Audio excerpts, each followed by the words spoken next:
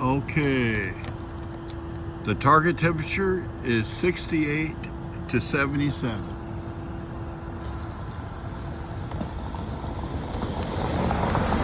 Outside right now is 50. Inside the HVAC, it's 71. The low is 71, the high is 74. And we went from hot to cold to hot environment to cold environment to hot environment to cold environment. Outside of the cold, inside a building, outside the cold, inside on a bus, outside the cold, inside on the car, and it still stay in the right temperature. Study by Bowdish.